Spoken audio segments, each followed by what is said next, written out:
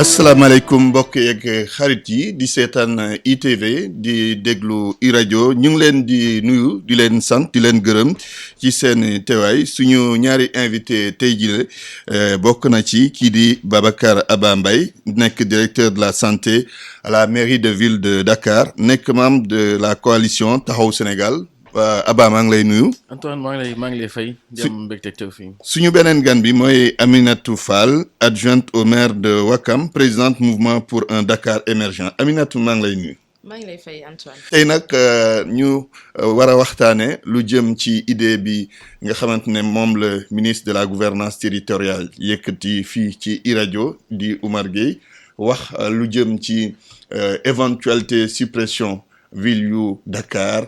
Guédiawaye Pikine Rufisque ak Thiès laata ñuy xuusandi ci débat bi bëggoon naa sakku sa gis-gis ci mbir moomu Aminatou.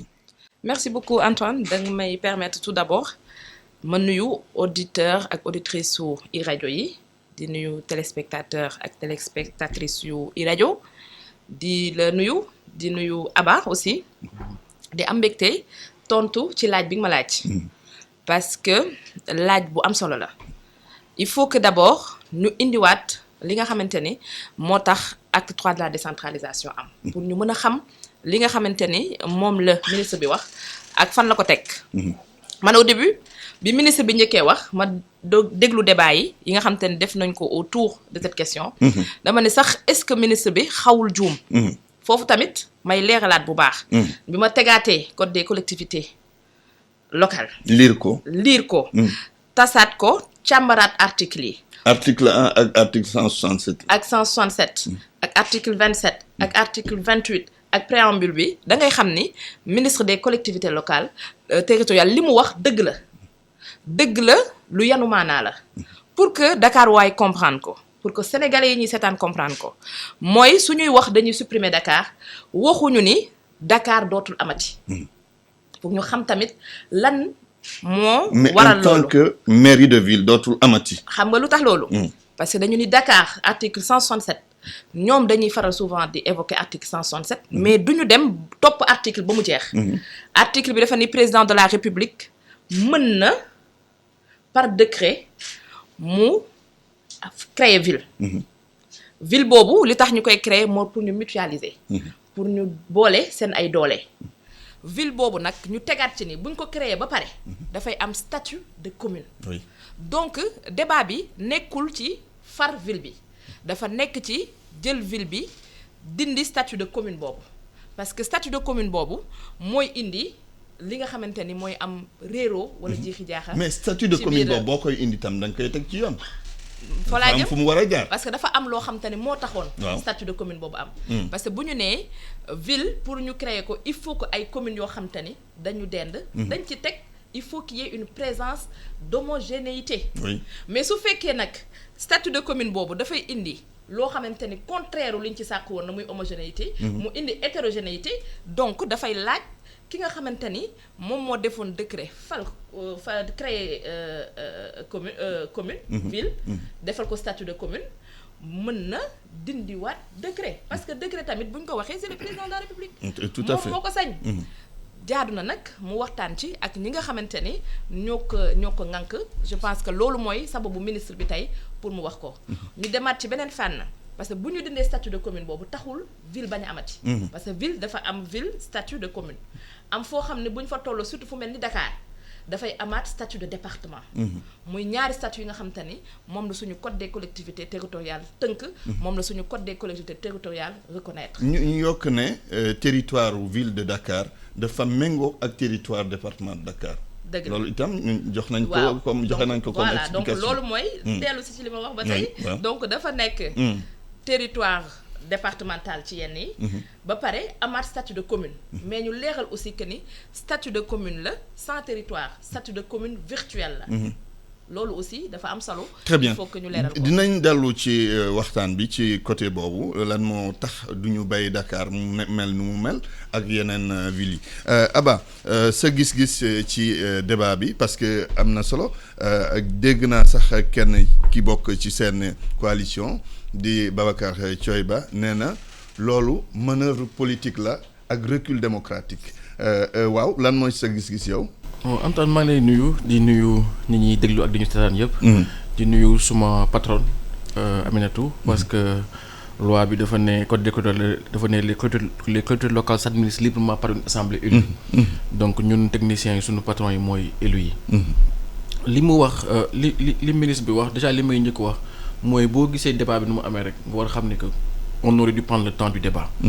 parce que bi ñuy def acte 2 en 96 les gens ont débattu au moins 2 à 3 ans pour mu def acte 2.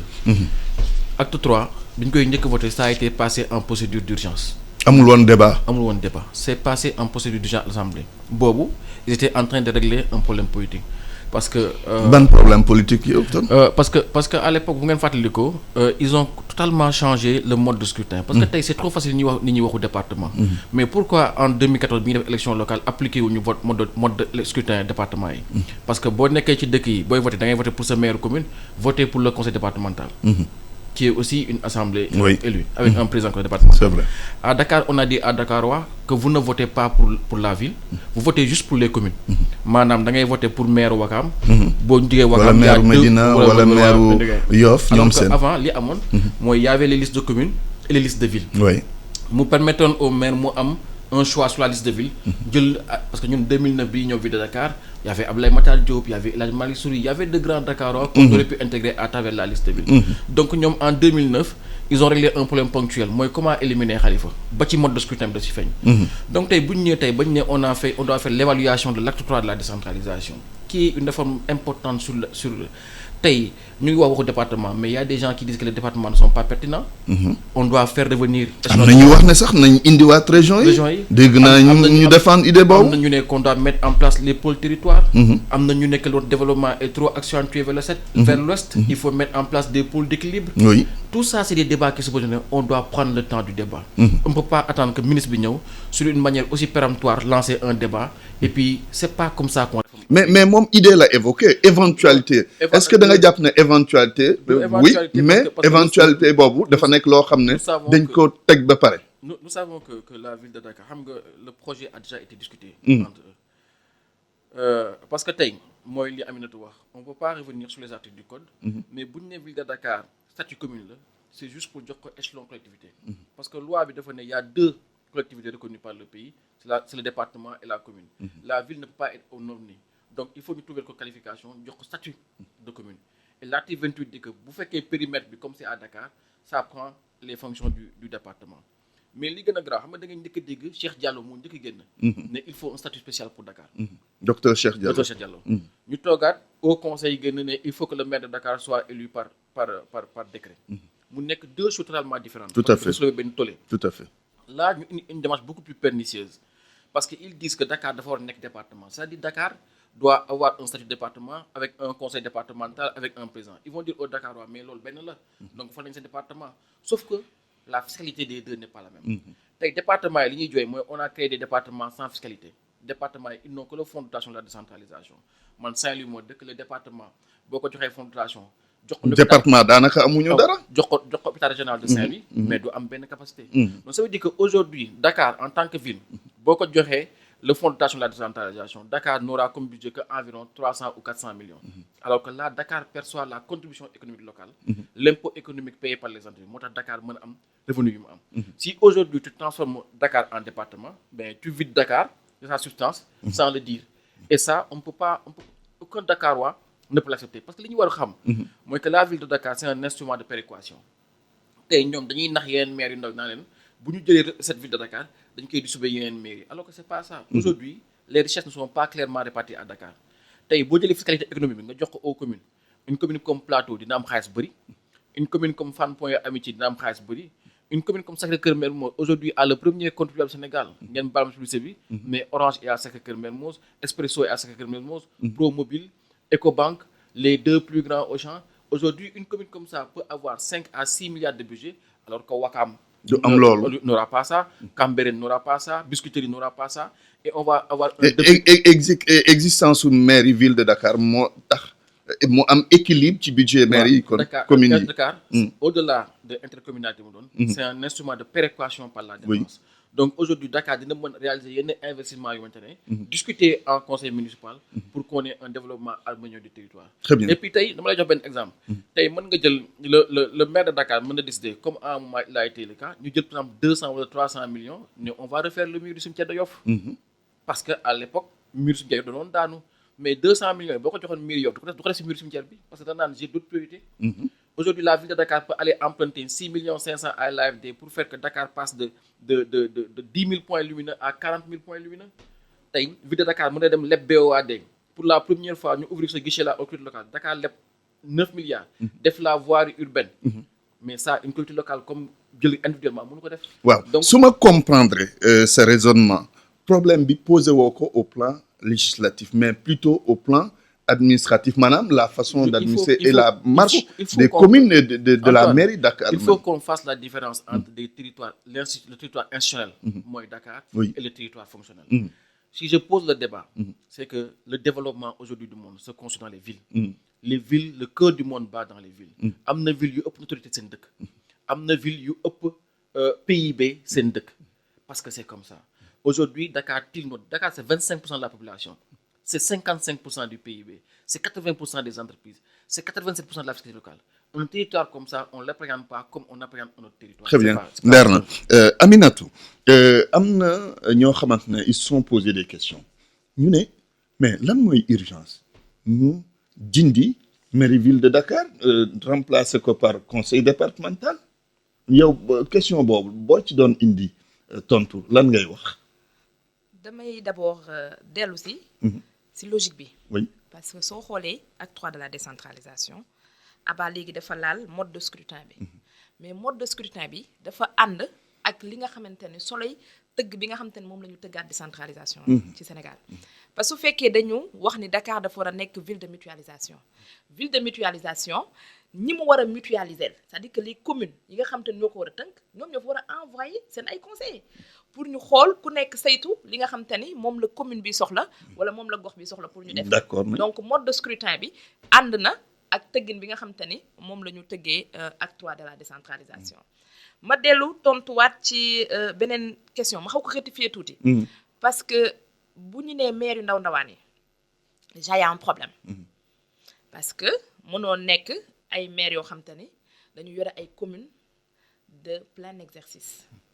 maire yu ndaw ndawaat déjà du am c'est-à-dire que il faut que ñu comprendre que ni acte 3 de la décentralisation li ko tax a jóg mooy ñu bañ a waxate maire yu ndaw ndawaan mooy ñu xam ni ay maire dëggantaan lañu. maire dëggantaan maire dëggantaan moyen maire yi dëggantaan. xam nga moyen fan la nekk waa léegi da nga may laaj fan la moyen maire yooyu nekk yow laay déglu parce que tey soo xoolee Dakar li muy wax self bi muy wax fan lay jógee ci commune lay jógee. il a parlé de Mermoz Sacré-Cœur. Mermoz Sacré-Cœur commune la. waaw. Il a parlé de Wakam. Wakam commune la. Ngor commune la. Yoff commune la. te bu ñuy wax mutualisation newuñu par force 19 communes dañu war a mutualiser dañu poser que ni am na possibilité de mutualisation. communes yi nga xam te ne mën nañu ànd. communes yi nga xam te ni mën nañu boole seen ay doole. communes yi nga xam te ni mën naa ne mën nañ am nañu histoire bu leen boole. ñooñu war nañu mën a ànd def mutualisation. mais yaakaaroon ne mairie de ville bu Dakar mën na fédérer loolu yëpp mu gën kaa yombal. waaw te bu ñu bàyyee mairie bu nekk xool ak yow ak mairie foofu laay jëm seen foofu laay jëm histoire ak comme ni nga ko waxee. foofu laay jëm moo gën a ànd. foofu laa jëm. acca tey suñu defee suñu xoolee communes yi. tey nga xool comme ni mu ko waxee communes yi nga xam te ne ñoom la lim. foofu la mairie bi di jëlee ay taxes tey jii ñoom. Il peut pas être plus dakarois que les Dakarois tey mënuñu jàpp ni tey le maire de la ville de Dakar de moo gën a bëgg Dakar que Amina bi nga xam te ne moom tamit ni ñu falee maire bi mu nekk conseiller jóge Sacré-Cœur Mermoz dem ville ñun ñu fal ko def ko maire noonu lañ ma falee Wakam ma jóge fa dem ville donc il faut que Dakar waaye xam ne lii ñuy xëccoo naan peut-être budget parce que boo xoolee li ñuy wax yëpp li ñuy tënk yëpp budget la te budget boo ko yoree dafa am foo xam te ne foofu nga ko war a exécuter fan nga ko war a exécuter Dakar il faut que ñu comprendre que ni Dakar mooy 19 communes yi mooy Wakam mooy Ngor mooy Yoff mooy Médina mooy Gueule Tapée Fass Colobane et cetera mën naa lim 19 communes yëpp donc lii ñuy wax ni mooy budget bi budget boobu ci commune yi la jógee tey jii Dakar ville la dëgg la Guédiawaye ville la dëgg la Pikine ville la dëgg la mais est-ce que budget wu Dakar ak budget wu Guédiawaye ñoo tolloo tolloowuñu loolu nag moo tax ñuy wax équité territoriale parce que ku nekk li nga xam te ne zone bi nga nekk sa agglomération économique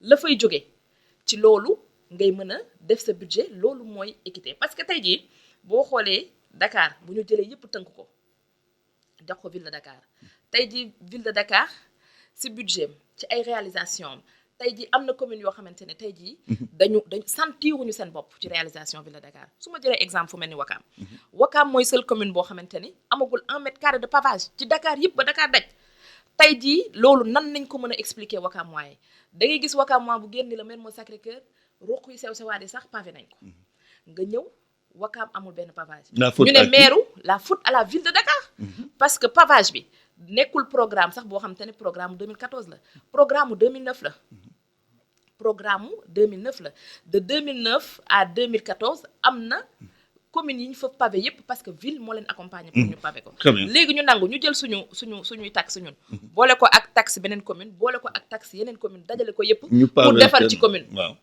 parce que nit ki ni ngay doxalee noonu nga foog ni noonu la ñëpp di doxalee xam nga suñu nee ville de Dakar ñu ni politique il faut que ñu fàttali Sénégal histoire justement que ni ville de Dakar nekkul loo xamante ni mën na tere le président de la République mu dérouler sa politique waaw mais Amina xam nga argument technique nga joxe pour étayer disons li idée ministre bi mu émettre mais am na ñu jàpp ne dafa am soubassement politique mooy le sens de ma question. am lu tax soubassement politique amu ci. Sénégal yi ba pare dañuy fàtte.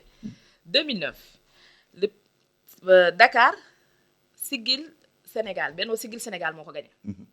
Macky Sall ak coalition mu gagné Fatick. est-ce que dafa tax Benno Siggil Sénégal ñëw gagnéwaat présidentielle yi. c'est-à-dire que être maire de Dakar ne veut pas forcément dire que ni. foo valser rek foofu mooy gagné. mais am na ci solo nag. am na ci solo maire parce de que Dakar maire de Dakar. dafa am solo aura bu mu am. bu wute nag maire yeneen dëkk yi. non xam nga il s'agit pas de aura. mais ak influence politique aussi. du aura kese am na influence politique. du aura kese. du influence. am na influence politique c'est normal. Dakar c'est la capitale c'est normal. absolument mais ñoom bu ñu fàtte ni dialogue national dafa amoon te ci biir dialogue national bi Dakar dafa participer parce que maire de Dakar mi ngi woon ci biir dialogue bi te ci biir dialogue bi amoon na sous commission boo xam te ne dañ ko tuddee woon cohérence territoriale tey ji su fekkee Dakar waaye am na ku ñuy mere tey ji maire de Dakar la ñu war a mere ni ko ba ñu nekkee ci dialogue bi ba nga xam te ne waxtaane nañu thème bii lii nga xamante ni tey moo undu suñu waxtaan bi lu tax maire bi ñëwul rendre compte ñi nga xamante ne ñooy population bi tey ji ville de Dakar mi ngi wax léegi Abba chaque jour damay dégg ñoom ñuy indi loolu comme ay ndëgërlaay que ne ville de Dakar dafay am ay partenariat ak ay yenn institution di leb pour tabax di leb pour defar may wax encore une fois ville de Dakar dañu am budget dafa am investissement budget bi dafa am fonctionnement tey ji budget fonctionnement bi moo ëpp fuuf budget investissement bi te budget investissement bi mënoo investir lu dul ci gox c'est-à-dire que tey ville de Dakar su lebee BOAD wala mu leb beneen institution dafay dem Wakam tabax fa nangam wala mu dem sàkku fa nangam kon loolu yomb na faj parce que gox bi nga xamante ne moom nga tabaxal gox bi nga xamante ne tey jii moo jëlaat ay ressources am c'est-à-dire que moo jëlaat ay ressources am mooy dem recouvrer waat ay taxes am moom mooy xam lan mooy priorité gox bi moom moo koy tëgg def ko ci budget bu xamee ne tey jii kat ville de Dakar emprunté na nangam pour gox boobu nañ xam ni gox boobu tey ji moo war a eggale li nga xamante ni moom mooy fay bi waaw Abba laaj bi itam mooy est-ce que bu ñu supprimer ville de Dakar est-ce que enjeu yi fi amoon day descendi wala enjeu yi day continuer di fi nekk enjeu politique enjeu financier ak influence bi ma wax sànq est-ce que jàpp nga ne yooyu yëpp day disparaître. Les enjeux demeurent parce que li ma ko wax rek. les enjeux vont demeurer. man du ma dugg si yenn débat yi ce que je dis c'est qu'on est dans le temps de débat. Il y a des choses yu xamante ne consensus la faut qu'on accepte d'en parler. te il y a des gens qui considèrent que à Dakar soyons honnêtes, Dakar en 96 a été découpé en fonction du nombre de coordination du Parti socialiste. Il y a des gens qui pensent c'est un fait. C'est un fait. C'est un fait, oui. Aujourd'hui, est-ce que le débat n'aurait pas été, au lieu de dire tel est compétent à Dakar, est-ce qu'on ne devrait pas revoir la carte communale de Dakar? C'est un fait. Mom, elle est de la commune de Ouakam. Moi, je suis de Saint-Louis. J'ai été candidat aux élections locales de Saint-Louis. Saint-Louis, aujourd'hui, il n'y a plus de foncier. Saint-Louis est encerclé par la commune de Gandon qui fait 3 fois Saint-Louis. C'est un débat à Saint-Louis. Donc aujourd'hui, pour moi... débat foofu lañ ko waroon a orienté. Non, c'est que ce que je veux dire, c'est que le ministre doit prendre le temps du débat. Et man, su may wax Dakar, tey mën na am révolte mu am moom, man je peux avoir ses propres révoltes. Déjà, en plus, il n'est pas plus Wakamois que moi. Donc, tey, parce que moi je suis né à Wakam, j'ai grandi à Wakam, voilà. Tey, enjeu yi ngay wax pour dellu si, il faut que nit ñi poser les vrais débats. Tey, aujourd'hui, Dakar, principalement, moi, c'est une capitale, comme reconnu par la Constitution. Dakar, c'est une pression démographique qui continue, une pression sur les services publics. Tey, ñu ngi toog di xool yeneen moteur suñu croissance. On parle de numérique, on parle... Et tout ça, surtout qu'on a une économie totalement tertiarisée et qui se fait essentiellement en milieu urbain. Donc, on ne peut pas continuer à penser qu'on peut écraser notre capitale ou qu'on peut déshabiller Dakar pour habiller Diamniadio.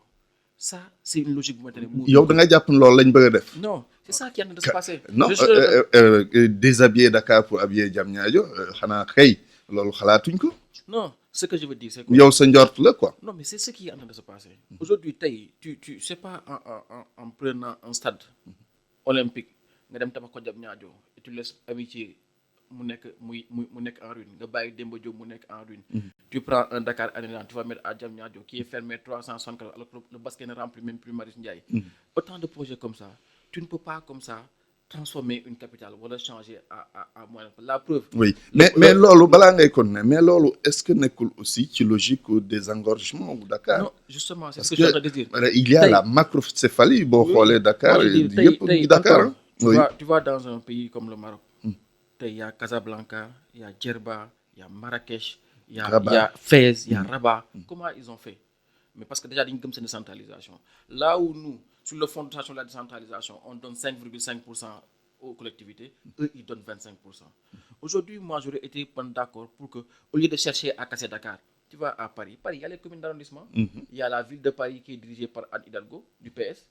Il y a la région Île-de-France qui est dirigée par Valérie Pécresse, de l'UMP, et il y a la métropole du Grand Paris qui est aussi dirigée par l'UMP. Chaque échelon de collectivité a ses compétences et avec des compétences politiques différentes du pouvoir et chacun travaille quotidiennement.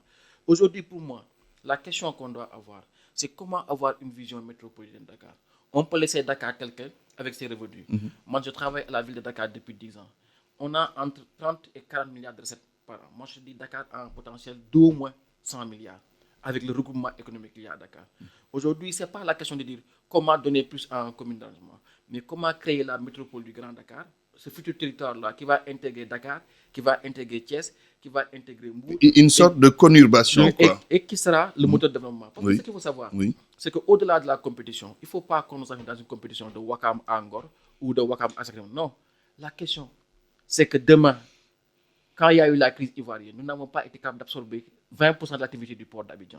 Le port de Boaké, c'est 5 km de quai. Aujourd'hui, les Nigérians sont 190 millions. Dans 10 ans, 20 ans, il y aura plus de Nigérians que d'Américains. Les gens travaillent à connecter Abidjan à Lagos pour créer un marché beaucoup plus large. Sur quelle région capitale nous allons positionner notre économie pour connecter notre arrière-pays à une économie forte qui va ser la locomotive de développement du Sénégal. Et c'est pour ça qu'il faut construire. Ce n'est pas de petites communes. Je ne suis pas en train de minimiser les communes, mais le monde actuellement, on n'est pas à l'ère de l'éménement des compétences ou des ressources. On est à l'ère des grands ensembles et c'est un grand Dakar qu'il faut construire, pas laisser la réalité ou les conflits qu'il peut y avoir entre les communes tirer la réalité de notre décentralisation.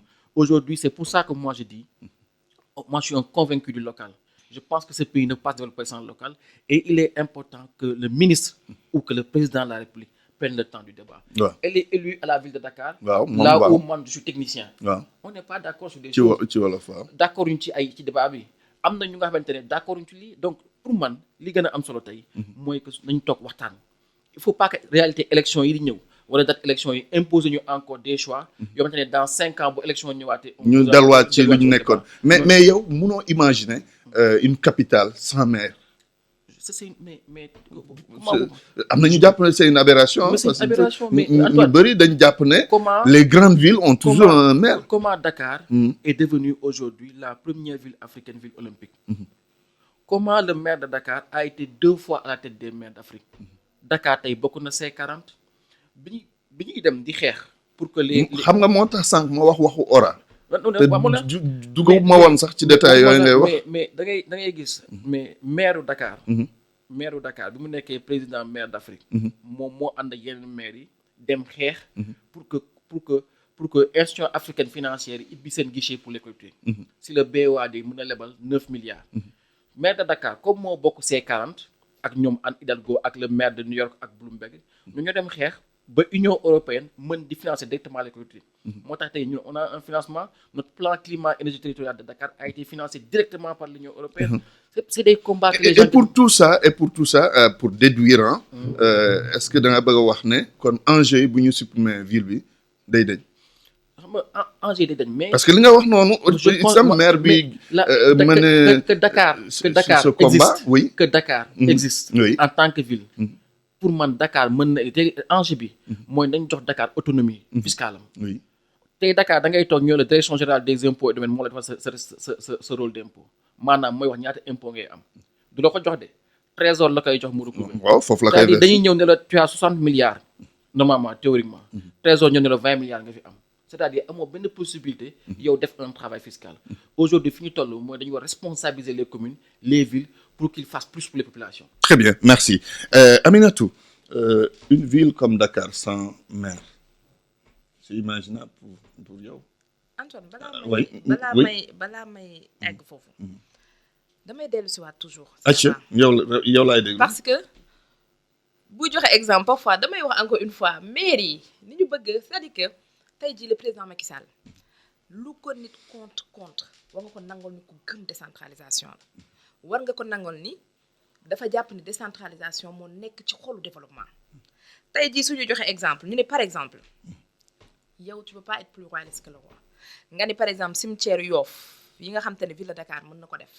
Yoff mën na jàpp ne du priorité mais Yoff ak Yoffois yi ak ñi nga xam te ne ñoom ñooy élus ñu tàll leen foofu. ni leen représenté la ñu am seen ay conseil de quartier waxtaane seen programme waxtaane seen budget ñoom xam nañu lan mooy seen priorité. il faut qu'on soit d'accord ci loolu. tey ji dafa am ay termes yoo xam te ni dañ koy utiliser pour jaxase xel yi. te il faut que loolu ñu arrêté ko. muy lan.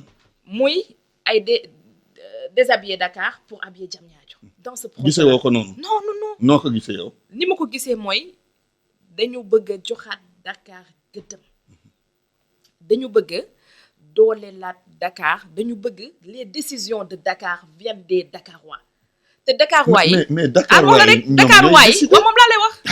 wax la xam nga wax la loolu. Dakarois yi ñooy décidé parce que Dakarois yi. waaw génnul les habitants des 19 communes de Dakar. donc Dakarois yi ñoom. ma ñëw rek. acca génnul les habitants des 19 communes de Dakar. ñooñu si ñoom la ñuy jëlee seen ay taxes si ñooñu lañ ñooy jël taxe Dakar yu pare ñëw si seen biir tànn fi nga xamante ni moom la ñu mën a fa la ñu bëgg a def.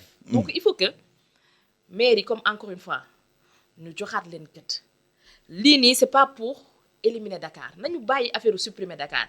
nañu bàyyi affaire dindi Dakar lii nii génneewul mutualisation te mutualisation moo indi Dakar tey moo indi la ville de Dakar s'il y avait pas un projet de mutualisation kon ville de Dakar du am mais tam dafa am loo xamante ni feemu tey jii ñi nga xamante ni ñooy taxaw di wax en général di wax ci turu Dakar di wax ci comme si ñoom ñooy les défendeurs de Dakar ils sont pas plus défendeurs de Dakar que nous. man bu ma sañoon tey dañuy defar Ouakam defar Sacré-Cœur moom defar bu ñu defaree communes yooyu yëpp dooleel leen ñu am seen doole liggéey seen commune loolu mooy liggéey Dakar. il faut que tamit ñu xamal sénégalais ni ñun dañu sonn ci campagne de victimisation bi ñun fi ñu toll ak ñoom fi ñu toll dafa bokkul victimisation moo tax tey place de l'indépendance kenn mënu ko defar. ah déet yéen a dañ ko. yow nga dafa jëloon. un projet. ministre du cadre de vie nga ne yow bëgg nga Dakar. nga ne yow bëgg nga Dakar mu koy xëccoo Khalifa Sall. ma ñëw rek nga ne yow bëgg nga Dakar. nga ne yow bëgg nga defar Dakar kenn mënu ko génne ci Sénégal. tey ji su état ñëwoon tey ni mi ngi def projet pour jàppale Dakar pour defaraat Dakar nga ne doo ko fi defaree man maa ko fi defaree xam nga foofu la politique di dikkee. ñu daal di indi victimisation daal ni dañuy bañ ñoom ñu defar Dakar ñu ñëwaat tey fu mel ni marché Sandaga mi ngi taxaw lu tax mu taxaw Dakar Plateau nee na moo ko war a defar ñoom ville de Dakar nee na dañuy xëccoowaat encore ak Dakar Plateau Sandaga foofu tamit y a problème tey jii boo xoolee lu mel ni taxe sur le distributeur de carburant station de service yi nekk Dakar yépp toog nañ plus de 2 ans mënuñu ko fay lu tax ville de Dakar nee na leen waroo leen fay commune yi ñoo ko moom commune ni ñun waroo leen fay ville de Dakar ñoo ko moom mu nekk ñu taxaw ay conflits yoo xam ne mu dañ nekk ko war a ay régler. conflits yoo xam te dañ ko war a régler mu taxaw waaw yow nga ni da nga ñëw pour organiser communes yi da nga ñëw pour jàppale communes yi après nga ñëwaat di xëccoowaat ak communes yi soo jógee ni état moo bëgg a ñëw pour politique seen kaw il faut que ñu xamal Dakar waaye maire de Dakar Dakar waaye ñoo koy tànn maire de Dakar ñun ànduñu si pour ñu koy nommer dañu bëgg maire de Dakar boo xam te ne Dakar waaye ñoo koy fal mais dañu bëgg maire de Dakar yoo xam bu ko Dakar waaye falee mu concentré wu ci politique gu Dakar waaye bañ a jël pal googu nga xamante ne Dakar waaye fal nañ ko mu di ko jéem a xeexee état parce que maire boobu xëy na moom moo contre état mais état du ñëw pour contre la ville de Dakar. mais parce est-ce que yéen du loolu ngeen gis. l'état xam nga ngeen envisager supprimer mais dama la mairie bëgg a de wax ville ne bi waaw. la mairie de ville parce que li ngay wax aussi c'est quelque part un mairie aveu de ville en filigrane. ñoom ñoo xalaat loolu. parce que ci victimisation boobu. la ñu foog ne mën nañ ci jàll pour am aura nationale bi ñu soxla. xam nga dama wax la loolu. en 2009. wax naa la Dakar Benno Siggil Sénégal moo ko gagné. Macky Sall gagné commune am ñu ñëw 2012. 2012 premier tour kan moo gagné Dakar 2012 premier tour kan moo gagné Dakar ñoom ñoo gagné Dakar Benno Siggil Sénégal Macky Sall est-ce que dafa tere Macky Sall mu nekk président Macky Sall dafa nekk président ñu ñëwaat 2019 le maire de Dakar dafa soutenir Idrissa Seck est-ce que dafa tere Macky Sall mu nekkaat président donc en quoi la ville de Dakar peut empêcher au président de gagner des élections présidentielle parce que président quoi qu'on puisse dire bu fekkee dafay am ambition présidentielle la am te ambition présidentielle mu ngi koy gagner avec un maire partisan et sans un maire partisan donc loolu dama bëgg ñu dàq ko carrément mu dem fële ñu xam ne ñun tey jii nekkuñu fi comme ñu contre Dakar nekkuñu fi comme ñu bañ développement Dakar dañu fi nekk pour bañ mairie de copinage yi di am maanaam maire yi xaritoo yi di am tey jii kat maire bi taxaw Dakar la nekk dañuy def ay est-ce que loolu daf fi am dafi am tey jii soo xoolee budget ville de exemple tey jii soo xoolee budget ville de Dakar ñun la tey mi ngi ci 58 milliards 58 milliards yoo xam te ni presque 70% yi fonctionnement la ñuy fonctionner ci lan ci ban gox nga ñëwaat ville de Ouakam même chose tey jii qui perd les Dakarois su ñu defoon mutualisation nga xamante ni ville de Dakar département de Dakar ñu mutualiser tey ji mutualisation bi ñun ñooy tànn maanaam gox yi nga xamante ni ñoo nangu di mutualiser ñoom ñooy tànn ci domaine yi ñu bëgg a mutualiser ñooy tànn ci niñ ko bëgg a mutualiser te ku nekk du tere di nga am sa service technique donc dañuy renverser tendance mooy ville de Dakar dootu amati presque 70% de fonctionnement mais dafay am peut-être 70% d'investissement parce que commune bi danaan bëgg naa terrain ki ni bëgg naa stade ki ni bëgg naa li mu am collège des maires ñu toog waxtaane li nga xamante ni moom la gox bi soxla ñu tënk ko leer na alors Aba Aminatou dafa soulever ay questions de fond muy conflit yi am entre la mairie de ville ak yenn communes yi par rapport à certains projets wax na place de l'indépendance mais boobu c'était entre la mairie et le ministère du cadre de vie d'accord mais wax na Sandaga wax na yeneen itam wax beneen mbir mooy parparloo bu am ci gis-gisam de parparloo bu am diggante maire yu bokk taxawu Dakar ak yeneen maire yu bokkul taxawu Dakar yow lan mooy sa tontu ci question de fond yooyu mu soulevé. xam nga question de fond yooyu moo tax ma ni la on est dans le temps du débat.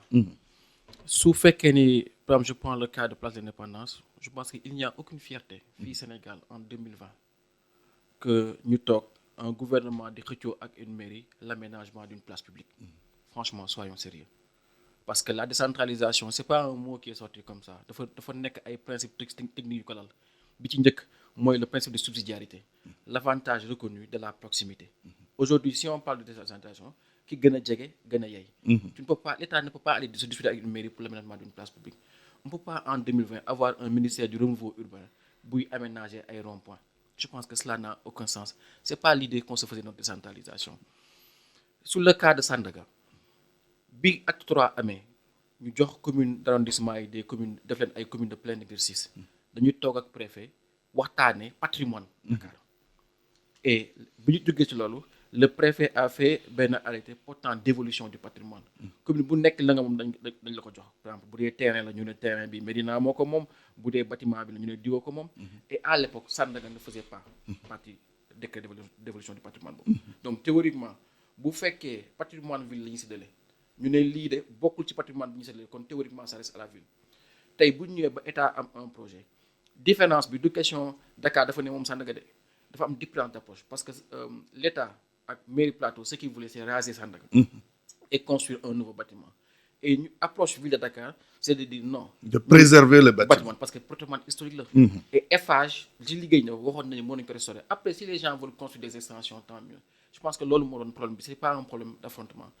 quant à problème léegi kan moo war a réaliser projet bi fu mu nekk mairie de ville de Dakar non je pense qu'ils ont trouvé une entente entre le bon il y a le ministère parce que ba léegi dara amagu fa de waaw dara am nga donc ils ont déjà désencombré c'est déjà une première parce que bu ñu fàttali ni ci biir marché bi dara amatu foon parce qu'il y avait eu un incendie donc tey on a désencombré et il y avait un protocole d'accord entre le ministère de l'urbanisation la ville de Dakar et la commune de Dakar Plateau donc loolu dafay am dans toutes les villes dafay am ay en fonction tey idem boo demee dëkk yu mel na Paris quant à conflit wala approche yi mën a am ci conseil municipal bi man mënuma ci wax parce que du ma conseiller à la ville de Dakar du ma élu à la ville de Dakar il peut y avoir des difficultés c'est un conseil municipal de 100 personnes et de 19 communes composé de politique d'acteurs politiques donc ouais. forcément il y a des intérêts divergents et j'entends ce qu'elle me dit mais man li ma bëgg wax foofu man je suis pas dans le débat politique je suis dans le temps la décentralisation de débat technique et je veux que suñu jógee ci lii que suñu décentralisation dox ay jéego qu'on sente que on a évolué mais on peut pas le faire si on n'a pas de créneau pour que ñu mën a poser des débats comme ça xëy na les élus de Dakar de la région de Dakar doivent se retrouver pour poser des débats et à charge pour le ministère de l'Intérieur ou le ministère des cultures locales de trancher les débats ñu jëlee ci expérience ou à charge pour les acteurs ñu aussi ñoo seen conflit nous en tant que techniciens on a tous fait un document pour dire ce qu'on en pense je donne un exemple aujourd'hui tey lorsqu'il y a eu l'acte 3 de la décentralisation un maire comme Pape Diop bi muy ñëw Dakar jógee ministère de la santé Pape Diop avait compris que depuis l'époque si on Mamadou Diop bu ñu fekkoon defuñu woon Dakar benn ay centre de santé diggante mu nekk référence entre population yi ak hôpitaux yu mag yi bu yàggee Dakar ak population yi mu demee day am problème Pape Diop ñëw yokku si Khalifa Sall ñëw yokku si tey bu ñuy wax santé à Dakar mën naa ni wax ne tous les hôpitaux Gaspard Camara la Philippe Maguilène Senghor la Nabil Choucair la Dabakh la bu Parcelles Assainies li ñuy def ci ay naissance ak ci ay prestations sanitaires moo ëpp yu hôpitaux yi def tey le débat aurait été de nan la ñuy def ba mu nekk ay hôpitaux de niveau 1 parce que ci gestion Covid bi on a manqué d'espace on a manqué de lieux de prestation je pense que loolu bokkoon na par exemple Sylvie Dakar étonne on avait arrêté benn ligne budgétaire de 4 milliards pour relever le plateau technique tey pour man c'est ça le vrai débat qu'on doit avoir le débat c'est tey bu ñu toogee ne la population yaa ngi yokk que bu inondation amee le directeur de l'ONAS génne ne mais est-ce qu'on ne devrait pas limiter les naissances est-ce que l'assainissement ne devrait pas être aujourd'hui une compétence des mairies un autre problème bu mu la mën jox l'État du Sénégal tey xam nga mooy li muy wax bu waxee ak wàllu investissement tey man j'aurais pu dire autopont 200 milliards terre 1000 milliards BRT 500 milliards jusqu'à quand on va continuer à mettre depuis les chantiers de l'ANOCI jusqu'à maintenant c'est environ 6 000 7 000 milliards qu'on a mis que à Dakar est-ce que ce volume d'investissement peut continuer au détriment des autres régions ma jox la exemple bu ndaw KMS 3 c'est lan la approvisionnement en eau potable de Dakar 274 milliards emprunt ñu ne doyul y a encore un déficit ñu demaat usine dessalement eau de mer 130 milliards bu ma mel waaw Antoine bu ñaari usines yooyu bu ñuy dox rek bu ñu même bu ñu leen taloon tey muy dox y aura encore un déficit de 50 000 mètres cubes xam nga lu ko indi ndax la vétusté du réseau am na ay zones comme xanaa kay ku tabax ay usines war ngaa mun a defar réseau non c'est beaucoup d'argent tey tu prends des communes entières comme Médina comme Plateau nga xamante ne réseau bi dafa yàgg tey les populations yi dëkk ci communes yooyu ñoo ëpp fuuf capacité réseau aussi bien approvisionnement en eau que assainissement bi. mais wàllu assainissement gis naa ñuy def ay travaux ci Médina ay Gueule Tapée ñoom alors seen que oui. on te dit que ni population Dakar di yokkee dans seulement 10 ans c'est pas dans 20 ans dans 30 ans dans seulement 10 ans il faudra encore beneen usine KMS3 ak beneen usine dessalement eau de mer sur la Grande Côte. Ça veut dire que dans 10 ans seulement on devra renouveler l'emprunt de presque 400 milliards alors qu'on n'a même pas encore fini de payer les premiers emprunts. Donc pour moi aujourd'hui le débat c'est comment faire pour trouver les équilibres. Nan la ñuy xool ñu ne il y a tel type d'investissement à faire nañ ko bàyyee collectivité comme Dakar parce qu'elle a les moyens parce que am na fiscalité bu ñu koy produit ko jox. Wala tel type d'investissement nañ ko bàyyi ak état bi parce que c'est beaucoup plus lourd c'est beaucoup plus important. Et comment créer une nouvelle fiscalité pour permettre aux autres régions aux autres collectivités ñu gis seen bopp sur cette décentralisation.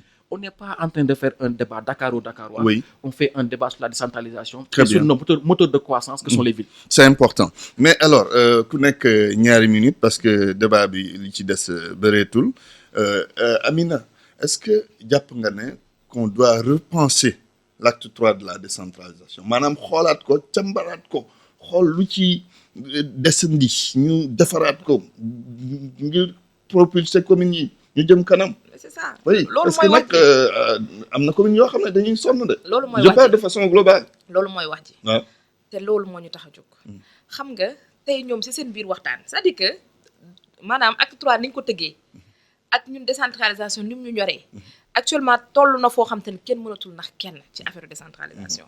soo dégloo li nga xamante ni moom la Aba wax dafa ne gën a jege gën a yay donc mënuñu continuer Dakar di am yenn affaire au détriment des autres régions est-ce que comprendre nga. waaw donc gën a jege gën a yay boobu tey jii gën a jege gën a yay bi tey mën nañu ko utiliser fu mel ne Mermoz Sacré-Cœur tey jii mënuñu nangu ñuy jël sel lu ëpp doole par exemple ñu ne comme ni mu ko waxee ni Orange lay jóge peut-être ngeen baal ñu mu jóge foofu ba pare ñu jël ko investir ko Médina parce que Médina moo leen neex parce que Médina moo ànd ak taxawu Dakar loolu mënatul nekk ma delluwaat ci beneen boo xam te ne dafa am façon doxalin boo xam ne doxalinu naxaate boo xam te ne bu bees boo xam te ne dañ ko lal tëgg ko pour mën a am beneen aura politique te ñun loolu dootuñu ko nangu xam nga lu tax tey jii wax na affaire santé. xam nga yaa ngi dugg ci.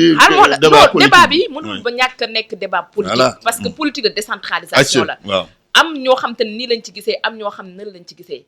mais bu ñu paree lépp intérêt Sénégal moo ñu ñor intérêt Dakar moo ñu ñor. Dakar waaye yi nga xam te ne dañ leen a bëgg a lëre bëgg leen solal beneen mbubu ñun foofu lañ ñëw pour leeral leen pour wax ak Dakar waaye ne leen ñoo far parce que yéen ñu fal pour ñu waxal Dakar. may ñëw ci exemple bi ma jox léegi Mamadou Diop ci affaire santé.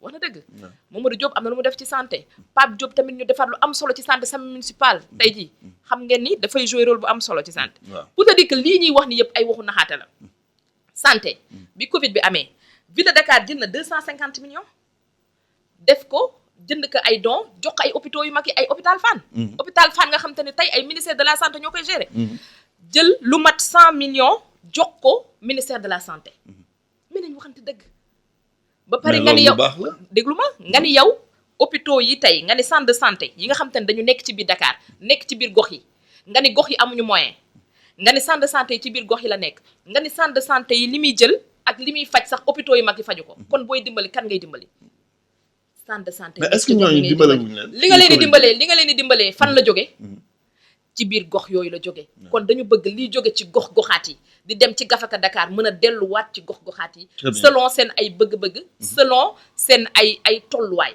loolu tey jii foog naa ni mooy débat bi ma dellu si waat waaw acca jeexalal parce que xoolal état du Sénégal waaw amul lenn loo xam da koy defal commune te du ko defal ville de Dakar boo xoolee Pakassène commune yëpp dañ ci am na commune yëpp dañ ciy bénéficié wu mais ville de Dakar dañ ciy bénéficié wu te ville de Dakar bu ci bénéficié wu day demaat dolliwaat ci beneen commune loolu àndul ak équité territoriale tey jii ville de Dakar mi ngi am projet boo xam te ne dafay tabax maison de la femme à Patte d'Oie mu ngi koy jëlee fan la bëgg a jëlee fonds yi ci Pakassène te Pakassène Patte d'Oie tamit am na fonds boo xam ne jëlee nañ ko est-ce que loolu équité territoriale la yooyu yëpp dañ ko war a waxtaan très bien Aba pour ñu jeexal 2 minutes waaw sama patron bi repenser l'acte 3 ak yeneen yu mu soulevé moo yu mu soulevé mooy xam nga si su ville de Dakar jàppale hôpital Fann parce que ce sont les hôpitaux qui étaient référencés ci Covid bi c'était Principal c'était Fann c'était Idrissa Pouye Grand Yoff Philippe Senghor ñooñu ñoon les hôpitaux référencés dans un premier temps ci Covid bi donc ville de Dakar dafa ñooñu jot nañu ay moyens oui on les a appuyés parce que ñooñu foofu la ñu ubbi woon les premiers centres pour accueillir les malades ville de Dakar si la aussi réfectionné son centre de rond-point Liberté 6 jox donc ministère de la santé au cas où ils en auraient besoin. Donc c'était pas arbitrage moo tax dañ ko def nii rek c'était pour appuyer parce que quand on est dans un contexte de crise sanitaire. choix bi ville de Dakar def c'était pas de concurrence l'État. On veut pas dire que def suñu yëfu bopp. On a juste voulu nous coller à l'État et accompagner l'État lépp ci li muy def. Donc c'était un choix stratégique. Oui. yeneen débat yu monsieur par exemple le cas du PACASEN il faut que nit ñi dellu si xam ne PACASEN c'est l'ancien précole avant dañ toog ne mairie yi amul lu ñu investir à la base le précole qui est le programme d'équipement des collectivités locales était un programme de prêt. D'ailleurs boo gisee tey ñu tas ko nii c'est parce que bi ñu lebalee mairie yu bëri muy Saint-Louis muy Ziguinchor y a que Dakar qui avait remboursé parce que Dakar moo remboursé. Donc à la limite am na benn volet bu c'est un prêt et ville de Dakar su ko neexee surki si programme yooyu. Mais encore une fois li may wax Aminatou pour moi man je répète encore je suis un convaincu du local. Peut-être qu'à débat à Dakar il y a des débats entre eux peut-être qui prennent le temps du dialogue et c'est ce que je souhaite. Mais je pense qu'aujourd'hui on ne peut pas avoir un développement harmonieux dans ce pays pour faire repenser une décentralisation. Et je reviens sur quelque chose. On est dans le tas du débat. Très bien. Merci Babacar Abba Mbaye, directeur de la santé à la mairie ville de Dakar, membre de Taxawu Sénégal. Merci Aminatou Fall, adjointe au maire de Ouakam, yow yaay présidente mouvement pour un Dakar émergent. Ma am mbégte àndoon ak yéen ci matinalu iRadio ak ITV jërë ngeen jëf.